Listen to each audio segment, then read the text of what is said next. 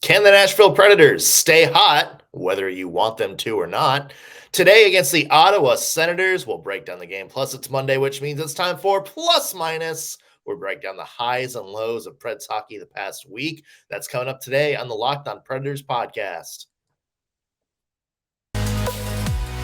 You're Locked On Predators, your daily podcast on the Nashville Predators. Part of the Locked On Podcast Network, your team every day.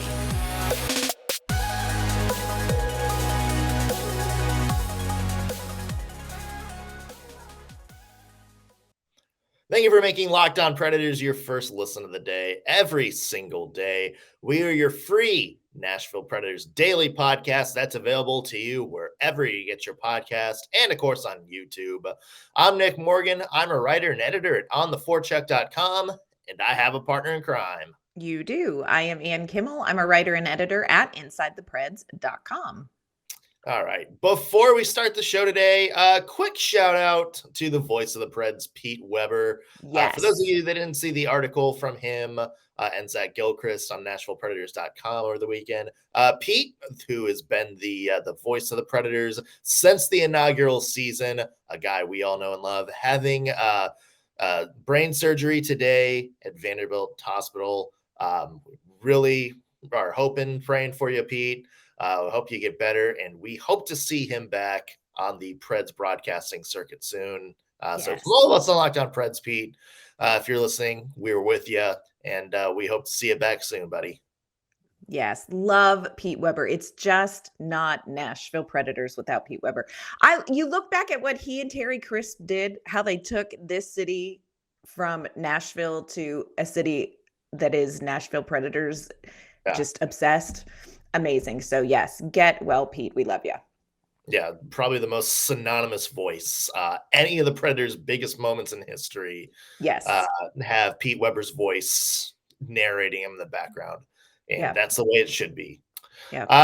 Tonight, also, the Nashville Predators take on the Ottawa Senators. They are in the midst of their Eastern Canada road trip. That is a 6:30 puck drop tonight in Ottawa. Mm-hmm. This is the second time they played. The Senators won 3-2. The last time these two teams went out, that was back in December. And Anna, that seemed to remember that being a very, very, very sloppy game, really, for both teams. But the Predators gave up 6 power play opportunities in that one. Probably don't want to do that again this time. No, especially because the Ottawa Senators, and this is so surprising because they're probably not the team you would automatically think, but they're third in the league in power play. So how about if we just don't touch? Which is not likely because they're also top 5 with Nashville in hits. So you can bet this is going to be a little bit of a spicy game, a little bit of a physical game, but the Predators have to play kind of on that edge where you're forechecking, but you're not cross-checking. Yeah. You're playing defensively, but let's just not slash. Let's just not do it. So tonight is a game that the Predators are going to need to play a lot more cleanly. Also, I think this was the Ottawa game was the game where we lost Alexander Carrier and Jeremy Lauzon as well. So how about if we don't do that either? Yeah, let's not stay. I think that was like Jordan Gross getting like 25 minutes or something in that game too. Yeah, that was tough.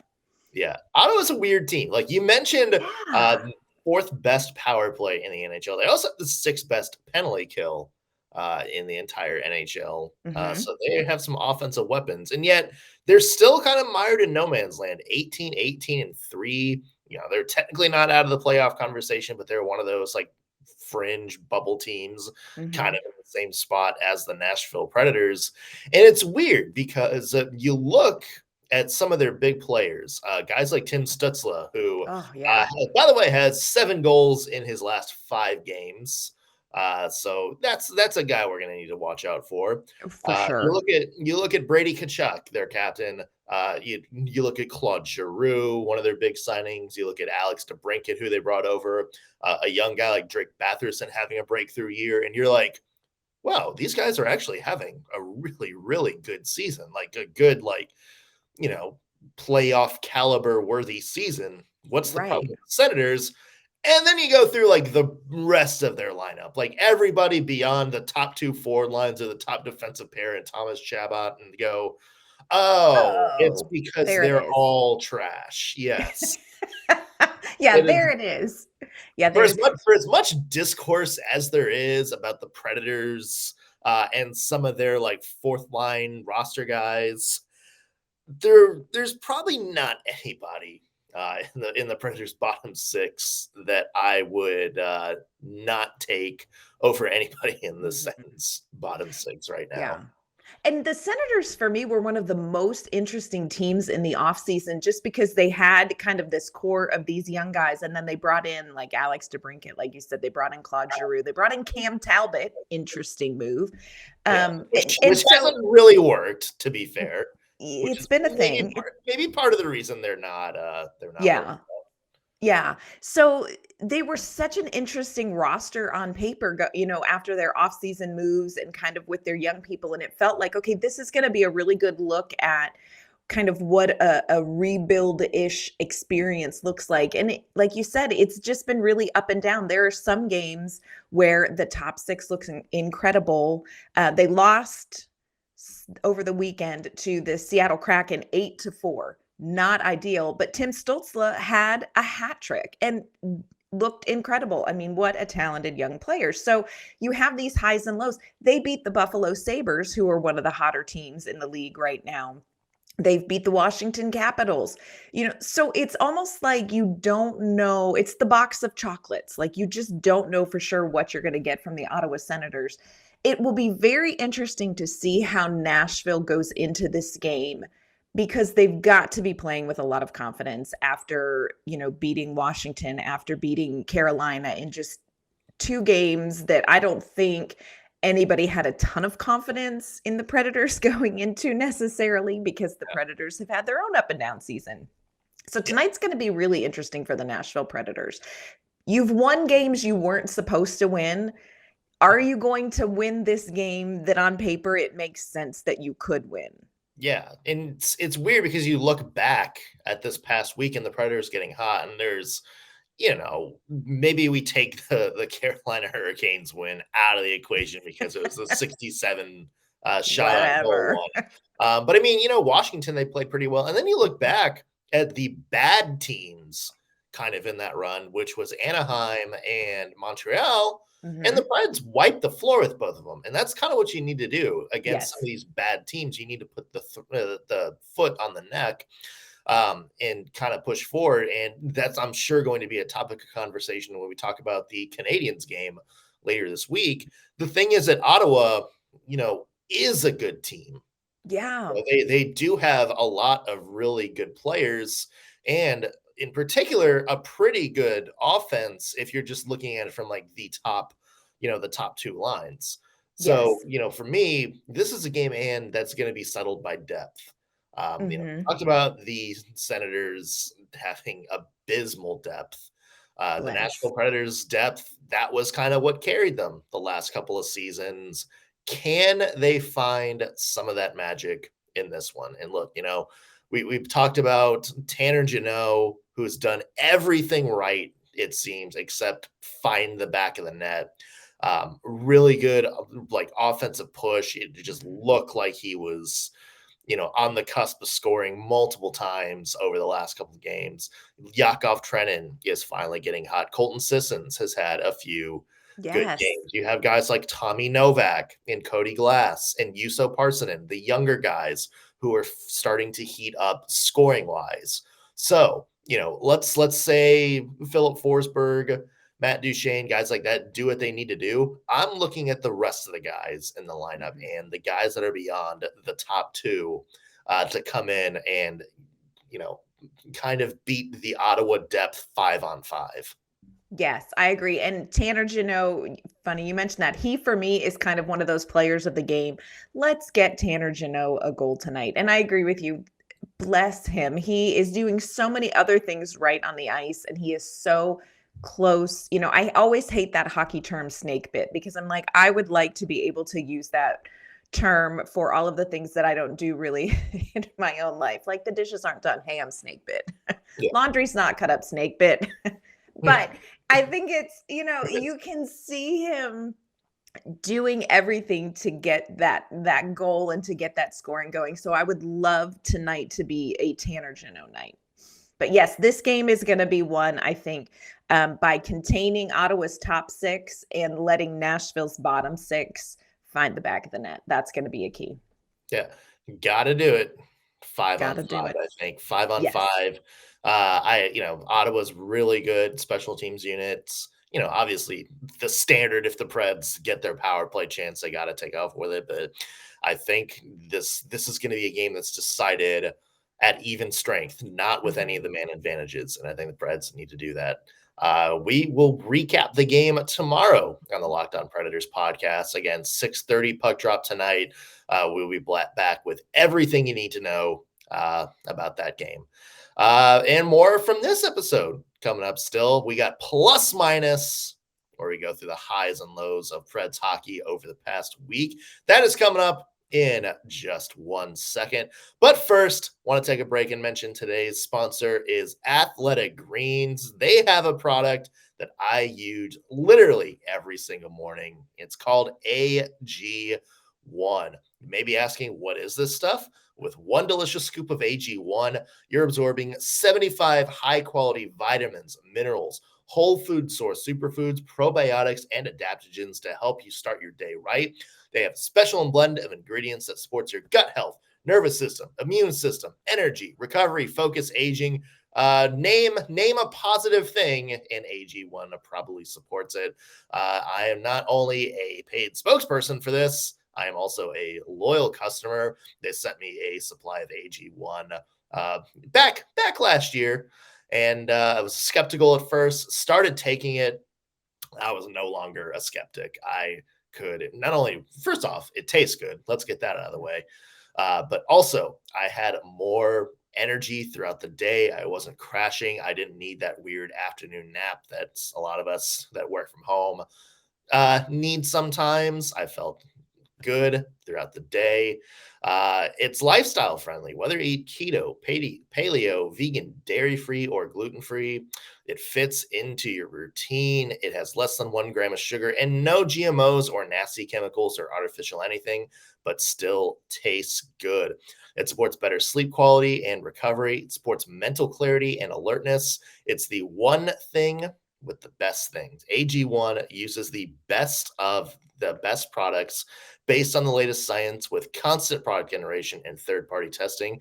And the best part, it's less than $3 a day, which is less than that daily coffee habit you probably have. So right now it's time to reclaim your health and arm your immune system with convenient daily nutrition. Just 1 scoop in a cup of water every single day. That's it. No need for a million different pills and supplements to look out for your health. And to make it easy, Athletic Greens is going to give you a free 1-year supply of immune-supporting vitamin D and 5 free travel packs with your first purchase. All you have to do is visit athleticgreens.com/NHL Network. Again, athleticgreens.com/NHL Network to take ownership over your health and pick up the ultimate daily nutritional insurance. All right, Ann, it's Monday. That means it's time for Plus Minus. This is where we go through the past week of Predators hockey, pick things we really like about the team, and give them a plus. We also go through some things that need a little bit of improvement, need some work, and we give them a minus. And we're the ever optimists. Always. So let's start off with a plus. Who do you have getting a plus? All right. My first plus is somebody I'm delighted to give a plus to. And I think everybody who saw that Washington game is screaming plus, plus, plus. And that is none other than Ryan Patrick McDonagh, y'all. Yeah. Ryan Patrick McDonagh. First of all, can we just give a shout out to Ryan McDonagh for what he has been through this season and the off season? This has not been probably a very easy several months for Ryan and his family, transitioning from Tampa Bay, having to be asked, will you waive your no move, yada, yada, yada. And he ends up, fortunately, here in Nashville. eventually partnered up with Roman Josi, which I think is absolutely brilliant. I think that's part of why you're seeing Roman Josi kind of doing more Roman Josi-esque things these days, because you've got Ryan McDonagh there. This past week, he had not only, but let's spend some time talking about it, this amazing game-winning goal against the Washington Capitals. If you had seen that goal, Nick, but not seen the numbers on the jersey, would you in fact have said to yourself, that's a Ryan Patrick McDonagh goal? There's probably about 10 other people that I would have ever guessed before number 27. Yes, but absolutely all out won that game for the Predators against the Capitals. And they talked to Ryan Johansson after the game, and Ryan Johansson was like, he was yelling for that puck from the blue or from the red line. Like, I knew, I could hear him coming. Yeah. So it was an incredible goal. But also, if you look back over this week, especially in the game against Carolina, there were a couple of really amazing defensive plays from Ryan McDonagh.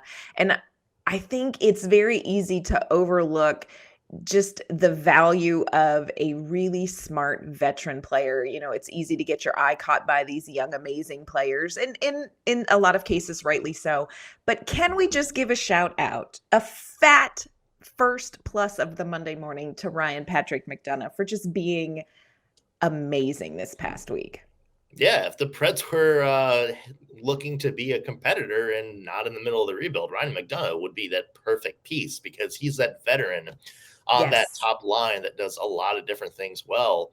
And it's funny because a lot of people brought this up, that goal that happened in front of the Washington crowd, reminiscent of maybe one of the more popular Washington Capital goals of all time, and that was the Devontae Smith-Pelly Game 5 Stanley Cup Finals goal, where he kind of dove across the net front to tap in a goal, which tied the Stanley Cup Finals in the third period. So it's kind of a weird full circle moment there. Yeah. But yeah, Love it. Agree. Love what Ryan McDonagh has done. I am going to give a 2-for-1 plus, Anne. Oh, excellent. And that is, you had to know this was coming, so it's kind of boring. But we got to talk about the Preds goaltending. Yes, we do. Everybody was talking about, Juuse Saros. We talked about him last week, that 67 save performance. But then what happens the next night is Kevin Lankinen comes out in net. We have talked about Kevin Lankinen so much. First off, we were wrong about the Kevin Lankinen signing.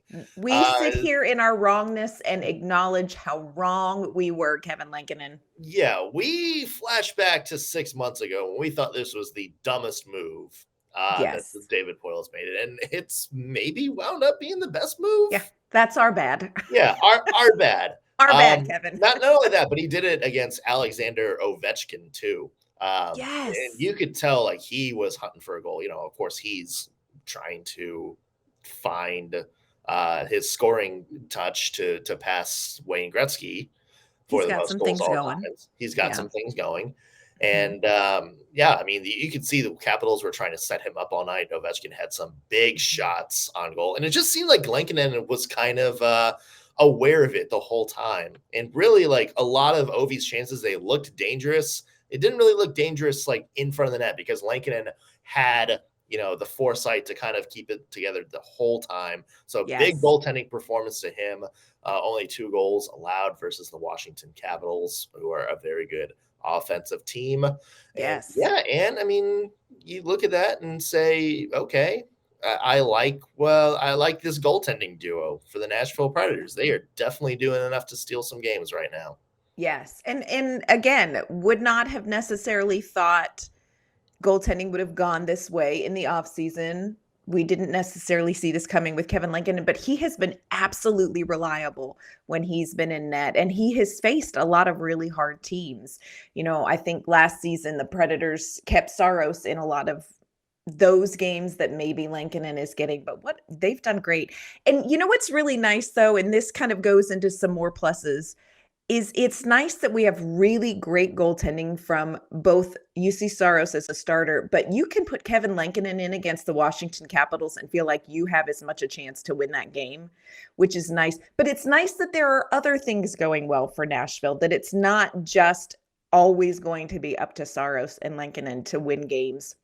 So I want to give a shout out, and this is a combination plus. So forgive me for kind of lumping this all together, but can we hear it for the young centers? Can we just take a minute and talk about these young centers? We're talking Tommy freaking, I don't know your middle name yet, but I am going to learn it. Novak. It's freaking. Yeah. It's freaking. Tommy freaking Novak. Yeah. Juuse Parsonen, he probably doesn't have a middle name. A lot of countries don't do that. And then Cody, I'm going to learn it or make one up, Glass. These guys, what they have done, this has been a rough season for the Predators across the board, and they have all kind of come in or not come in, been shifted around, been moved around. Not one of them has necessarily had this easy path to NHL minutes. And what they have been able to do this last week is really amazing. First of all, Tommy freaking Novak, 3 points, 2 goals, 1 assist, and setting up plays and finishing on plays that are NHL caliber plays, NHL caliber goals. Sometimes you bring guys up from Milwaukee and you see them try plays that you're like, that play would work in the AHL. That play's not going to work in the NHL. Tommy Novak creating business that is NHL worthy. So how delightful is that? Yeah. Love that. And I agree. 7 points in his 9 games since the call up. And I love, for everybody that, talks about John Hynes or the Preds, not knowing what to do with young forwards or, not knowing, kind of hindering development of players like that. John Hynes put Tommy Novak on the first line immediately after he was called up. And you remember, he did the same thing with Juuse Parsonen. Right. So this is a guy that kind of recognizes what Tommy Novak's been able to do, see his skill set. And, for all the talk about John Hynes that we sometimes have, I feel like we have to give him kind of a plus in this situation too, for looking at a player like Tommy Novak and saying, screw it. I love the way you're playing right now. I love the energy you're bringing. I'm just putting you with our best players, Philip Forsberg and Mikael Granlund, and I want to see how it goes. Yeah. And he has been magic for both of them. And again, you look at his points, and it's not just the fact that he's, playing next to 2 better players than him either. He's setting up plays. He's creating goals for guys like Philip Forsberg, and that's a big thing. And Cody Glass doing the same thing too, whenever he's on the ice. And he's finally, after a well-publicized rough start, he is starting to find his scoring touch over the last couple of weeks as well. And it's the same thing. He is creating plays. He's going out there and making plays. It's not just a case of young players racking up points because you're with better players who are kind of making the key plays, and you just happen to be one of the last 3 people to touch the puck. Right. They're going out there and making things happen. And that is a big, big thing for the Nashville Predators, because let's face it, no matter how this season ends, we're getting into a situation for the Preds in which you need to find a group of young people to kind of hand the reins to in the next year or 2. Yes. And you look at, Philip Forsberg is on an absolute tear. You've got Yakov Trenin is getting hot, getting some goals here. And some of what is happening offensively for these bigger names is happening because these young centers are creating plays. So want to give a huge shout out to those guys, because they really have stepped up their game, and this team is better with these young players on it. So Tommy freaking Novak, Juuse Parsonen, and Cody, I will learn your middle name, Glass. So delighted to see how they've been performing lately. We will give them a few days, and we will give them middle names if we can't figure it out. Oh, that's right. Like if Wikipedia fails, neither one of them have listed. So that's right. And I'm great at middle names. 2 of my 3 kids have 2 middle names. So like we can slap something together in no time for these guys. Don't fret, boys. We'll name you. Of course, we do have to address some minuses, which nobody likes to do, but we are honest, if not optimistic here. So we're going to tackle the minuses as they come up in just a minute. But first, we do want to tell you that today's episode is brought to you by our great friends at BetOnline. BetOnline.net is your number one source for sports betting information, stats, news, and analysis. You can get the latest odds and trends for every single professional and amateur league out there. They follow everything from pro football and the playoffs. They cover the college bowl season. Of course, they've got NBA, college basketball. Everything you could want is there at betonline.net. And if you love sports podcasts, which I'm guessing you may, you can check out some of those on BetOnline as well. BetOnline is always the fastest and easiest way to get all of your betting information. So head to their website today, or you can always use your mobile device to learn more. BetOnline, where the game starts. All right, Ann, as optimistic as we would like to be, there are some holes in the Predators game that we need to talk about. Got to give some minuses. Who would you like to give a minus to? I am actually going to give a minus to the trade talk. So it goes out to just kind of a general collective of this trade talk. And I'm specifically addressing the trade talk that's talking about Mattias Ekholm and Ryan Patrick. I'm not here for it, friends. I'm not here for it. Yeah. And I think it has gotten more complicated with these last two wins by the Nashville Predators. It has become even more complicated when it looks like the Predators are out of the playoffs. I understand why you would think, hey, let's trade, some of these pieces. But first of all, can we just agree that this team needs Mattias Ekholm? Actually, I know we can't because I've read some of the comments, but this team needs to keep Mattias Ekholm. So stop talking about trading Eki because he is a core piece. And if you're going to rebuild, you're going to want to rebuild with he and Josi. But also stop being rude about Ryan Patrick McDonagh. I understand it, but I find it really, first of all, it does not warm my heart to hear this kind of talk, but also it's a little bit more complicated after the week that the Predators had. So the trade talk where it appears very obvious one way or the other, I think that it has gotten more complicated with the Predators winning the games that they won last week. And I just, I am assuming that the players, when trade talk comes up, they hear rumbles about it, but I think probably they're very focused on the game. But let's just simmer down on all the everybody wants Mattias Ekholm and Ryan Patrick. Just everybody simmer down about it. Let's just focus on what the Predators can do right now. Can I do you one better? Have you Please. seen the number of articles and at least whispers from some of the reporters around the world about Juuse Saros and the Preds should maybe put him on the trade block? I feel like this is a whole topic for a different show, but it's going to be a very if the Predators are headed towards a rebuild, boy, that is an awkward conversation, and I think it brings up the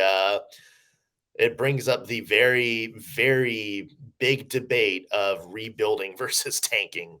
If Juuse Saros is the guy that you're trying to trade, yeah, I don't.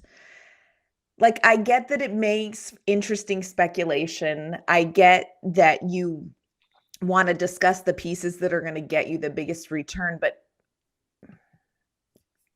can we also, I don't know. I have found the trade talk this past week just a fat minus on a number of levels.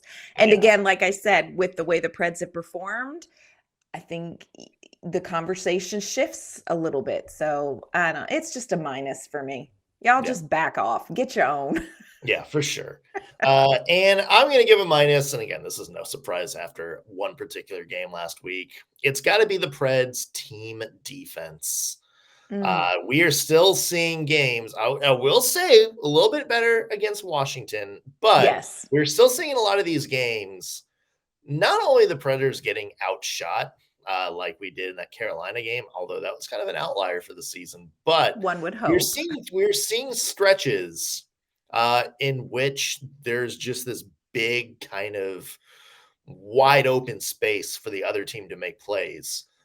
Inconsistent, I think, is the best word to describe the defense. I think back to Montreal. The Preds absolutely dominated that game from start to finish, but there was a couple plays in particular, including that first Cole Caulfield goal for the Canadians, where it's just, the Preds are buzzing, they're playing good on both ends of the ice, and then all of a sudden, whoop, there is a big defensive miscue, a misassignment, a turnover that leads to, what essentially was a breakaway the other way.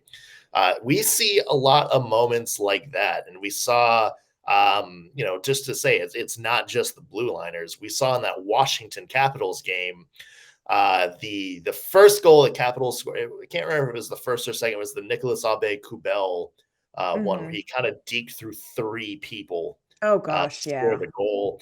That was not Nino Niederreiter's best moment. Not really known for his defense, Nino Niederreiter, and we saw why right there. But there is a lot of breakdowns like that still for the Nashville Predators. That, I think, is the next thing they need to clean up. Look, the offense is getting better. They obviously have the goaltending. We got to find some team defense, not just on the blue line. But we need the forwards to step back as well and do the little things right. Be careful with the puck in the neutral zone. Know your assignments. If there's a guy coming in, you need to kind of be the first one to kind of go up there and challenge him. Let the defense clear the net. There's a lot of kind of fundamental defensive mistakes, especially from the forwards that are on the ice defending. That needs to get cleaned up. Yeah, no, I would absolutely agree with you. I think, I think, again, a lot of it, the big mistakes that cost the Preds, a lot of that was on a few of the forwards that we don't need to mention by name for the sake of my marriage. But yes, I would agree with you. But we are optimists. It rhymes with Pat Lou Shane. It does. It may or may not. Yes. But we are optimists, Nick. We can't end talking about Pat Lushane. We're not going to end there. We can't end there. So I want to give my final plus to a player that we really haven't talked much about this season a ton, and that is Colton Sissons. Yeah. Colton Sissons. 2 goals last week. I think when we entered this season, there were 2 things I was sure of. 2 lines that I was sure of. I was sure it would be Duchesne, Forsberg, and Granlund together for the season, and I was sure that it would be Sissons, Trennan, and Jeannot together. Like there were some things that were untouchable. One of those is the Herd line. That has not panned out, and so Colton Sissons has kind of been floating here, there, and everywhere. He's landed with, I think he's with Philip Forsberg, and let's be honest, we have no idea. The lines change every 3 days. So every 3 days. But Colton Sissons is really kind of finding his own offense. And last year with the Herd line, a lot of things went through him. And so it was really good this week to see him finish those plays where he was not just kind of the deliverer of the puck. He was the finisher of those plays, so, he's with Forsberg and Parsonen, I think, most of the time. So love seeing Colton Sissons having such a great week last week. Again, 2 goals in back-to-back games. That's just, I think we give a shout out to Colton Sissons for kind of having to find a new way. Like there was a little bit of a Herd line breakup, which I don't think any of us saw coming, and they're all kind of settling in somewhere really well. But shout out to Colton Sissons, who just doesn't get enough pluses sometimes. Yeah, you look at him, he's got 5 points in his last 5 games, including 3 goals. There's 1 goal, and I can't remember if it was Montreal or Carolina, in which, he missed the net first. And it was like one of those plays that it's like, Forsberg set him up, and it's like, oh God, if that was anybody but Colton Sissons, that's an automatic goal. And you kind of roll your eyes at that. And then at the very next shift, they're on the ice together. Philip Forsberg makes the same play, and this time Sissons did finish, and you're like, oh, okay. Made up for it. He made up for his chance. I love Colton Sissons. I think he's one of the more underrated Preds of all time. I think he's a guy that we've seen. He's a guy that basically he just does whatever you ask him to. He's like the Captain America of the group, where it's just whatever you need him to be, he's there. If you need him to help you move, he's the Nashville Predator that you're most likely to go out and be like, yeah. He's like, yeah, just buy me a beer sometime, and I'll move that sofa for you. Yeah, I'll bring my truck over. Yeah, I'll bring my truck. He's got a guy that knows a truck. That's what Colton Sissons is for the Nashville Predators. That's very true. He's the guy with the truck. Guy with the truck. And real quick, one last plus. Again, this is a group plus. Let's hear it out for Jack Mattias and Ryan McDonagh, our two baby Preds who earned medals at the World Junior Championship.